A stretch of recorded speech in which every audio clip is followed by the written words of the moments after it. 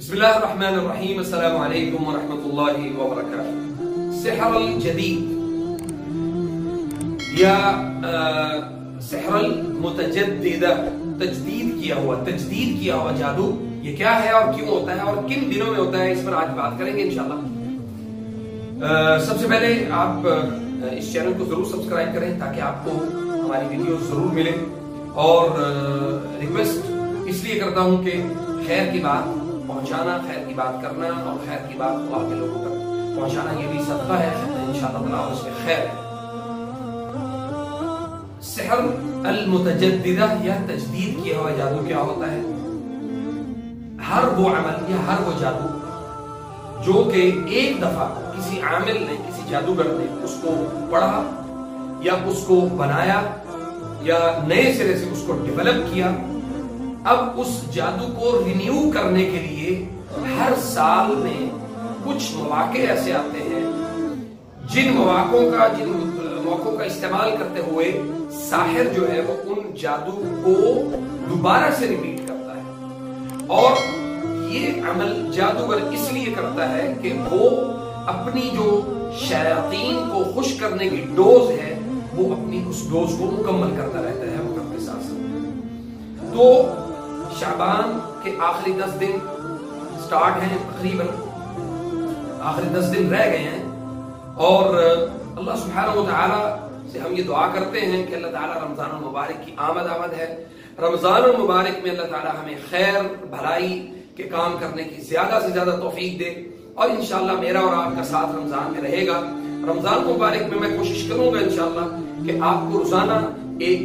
Video جو ہے وہ آپ تک ضرور پہنچاؤں، آپ سے اسی حوالے سے بات چیت جاری رکھوں۔ اور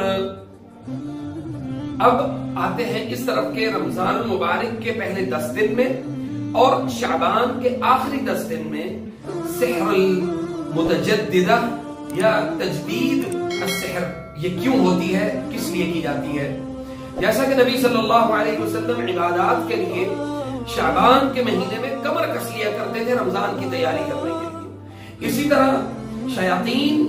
اور جنات اور ساحرین اور یہ کذاب دجال لوگ یہ شعبان کے مہینے میں شیاطین کو خوش رکھنے کے لیے، شیاطین کی ڈوز پوری کرنے کے لیے اور ایسے اعمال جس سے اللہ تعالیٰ کی ناراضگی زیادہ سے زیادہ ہو سکتی ہے وہ اعمال کرنے کے لیے یہ لوگ ساحر، جنات سے اور جادوگری سے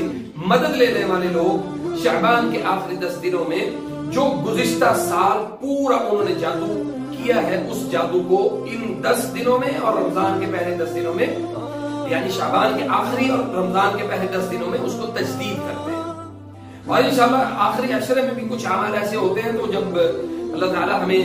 توفیق دے اور آپ کو بھی توفیق دے ہم انشاءاللہ اس پر بات کریں گے رمضان کے آخری عشرے میں، تو آپ اس کے لیے بھی آپ تیار رہیے۔ اب ہوتا کیا ہے کہ ان 10 دنوں میں یعنی شعبان کے ان 10 دنوں میں جو جادو ہے اس کو تجدید کیا جائے گا، اس پر یعنی کیفیات کو بڑھایا جائے گا۔ جو پہلے سے مسحور ہیں، متاثر ہیں، جادو کی وجہ سے بیمار ہیں، مسائل کا شکار ہیں، وہ ان 10 دنوں میں اپنے آپ کو بہت زیادہ کاہل، سستی اور ایسی کیفیات جس میں وہ کبھی بھی نہیں جانا چاہتے، اور اگر خدا نخواستہ ان پر کسی وقت جادو رہا ہے تو وہ ان 10 دنوں میں اپنے آپ کو کافی سستی کا شکار محسوس کریں گے۔ اور اسی طرح ان آخری 10 دنوں میں رمضان المبارک کا ایک عجیب خوف ایسے لوگوں کے اوپر مسلط رہے گا کہ جو لوگ کسی بھی لحاظ سے جادو کا شکار رہیں گے، اور بعض ایسے لوگ ہیں جو رمضان المبارک کے اوائل یعنی شروع کے 10 دنوں میں ان کیفیات میں مبتلا ہوں گے، اور درمیان کے جو 10 دن ہوتے ہیں اس میں وہ کافی حد تک اپنے آپ کو بہتر محسوس کرتے ہیں، اور پھر آخری جو عشرہ ہے اس میں وہ اللہ کے فضل سے بہت زیادہ بہتر محسوس کرتے ہیں، کیونکہ عبادات کی وجہ سے اللہ تعالیٰ کا بہت زیادہ قرب حاصل کر چکے ہوتے ہیں۔ اگر ہم یہ چاہتے ہیں کہ وہ تجدید کیا ہوا جادو وہ ہمارے اوپر واپس ریپیٹ نہ ہو یا واپس انہی کیفیات میں ہمیں واپس مبتلا نہ کرے، تو آپ یہ 3 اعمال ضرور کیجیے گا۔ ان آخری 10 دنوں میں اپنے آپ کو کوشش کریں کہ بہت زیادہ اپنے آپ کو باوضو رکھیں، بہت زیادہ لا الہ الا اللہ وحدہ لا شریک لہ لہ الملک ولہ الحمد وهو على كل شيء قدیر اس کی کثرت سے تسبیح کریں، زیادہ سے زیادہ اس کو پڑھیں۔ اسی طرح یہ دو عمل، اور تیسرے نمبر پہ وہ عمل جس کے متعلق نبی صلی اللہ علیہ وسلم نے بعض جو ہے نا وہ آپ نے وہ دعائیں بھی پڑھی ہوں گی، نبی صلی اللہ علیہ وسلم نے دعائیں ہمیں سکھائی بھی ہیں۔ وہ دعا، ان دعاؤں میں ایک دعا ہے حسبی اللہ و نعم الوکیل، حسبی اللہ و نعم الوکیل، حسبی اللہ و نعم الوکیل۔ ایک دعا اور ہے حسبی اللہ وکفا سمع اللہ لمن دعا لیس وراء اللہ مرمى۔ تیسری دعا ہے، چوتھی دعا ہے لا الہ الا اللہ العظیم الحلیم، لا الہ الا اللہ رب العرش العظیم، لا الہ الا اللہ رب السماوات ورب الارض ورب العرش الكریم، لا الہ الا اللہ الواحد الاحد الصمد الذي لم يلد ولم يولد ولم يكن له كفوا احد۔ اور اسی طرح ہر نماز کے بعد سورۃ یونس کی 10 آیات، آیت نمبر 81 سے 89، ان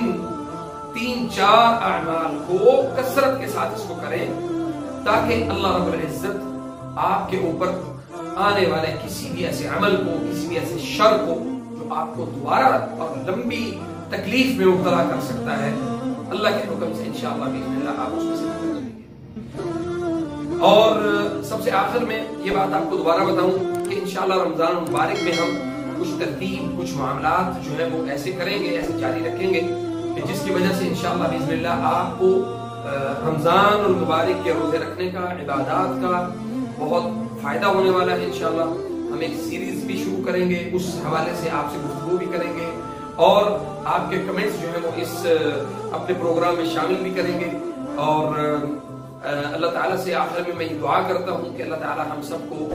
دین اسلام کی خدمت کرنے کی، اپنے آپ کے ساتھ جڑنے کی، یعنی اللہ کے ساتھ جڑنے کی اللہ ہمیں توفیق عطا فرمائے، اور ہم سے زیادہ دین حنیف کا کام لے۔ اگر ہمارے اندر برائیاں ہیں اللہ ان برائیوں کو ختم کرے، اور اگر اچھائیاں ہیں تو اللہ ان اچھائیوں میں ہماری نیتوں کے مطابق اور ہمارے اعمال صالحہ کے مطابق اللہ ہمیں اس کا اجر اور ثواب عطا کرے۔ والسلام علیکم ورحمۃ اللہ وبرکاتہ۔